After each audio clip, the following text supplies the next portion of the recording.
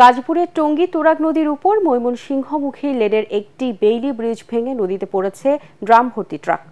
এ ঘটনায় এখন পর্যন্ত কোনো হতাহতের খবর পাওয়া যায়নি। শনিবার ভোরে এই দুর্ঘটনা ঘটে। ঘটনার পর থেকে বন্ধ রয়েছে এ পথে যান চলাচল। এদিকে যাত্রী ও যানবাহনকে টঙ্গী ব্রিজ এড়িয়ে কামারপাড়া মনু গেইট সড়ক ও বিআরটি ফ্লাইওভার ব্যবহার করার নির্দেশনা দিয়েছে গাজীপুর মেট্রোপলিটন পুলিশ। স্থানীয়রা বলছেন, ভোররাতে হঠাৎ বিকট শব্দ শুনতে পান তারা। এসে দেখেন ঢাকা ময়মনসিংহ মহাসড়কে টঙ্গী তুরাগ নদীর তীরে বেইলি ব্রিজ ট্রাক সহ ভেঙে নিচে পড়ে গেছে।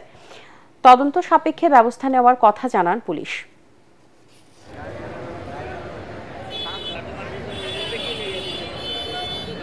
যে দুজন ড্রাইভার আর হেল্পার ছিল ওনারা বাইরে হয়ে গেছে ওনারা এখন হাসপাতালে আছে সম্ভবত, আমি যতদূর জানছি হাসপাতালে আছে। আর দ্বিতীয়ত হচ্ছে ব্রিজটা এমনিও ঝুঁকিপূর্ণ, আপনি দেখতে পাচ্ছেন ওখানে আরেকটা ব্রিজ আছে, কিন্তু ওটা কিন্তু আপনার ঝুঁকিপূর্ণ।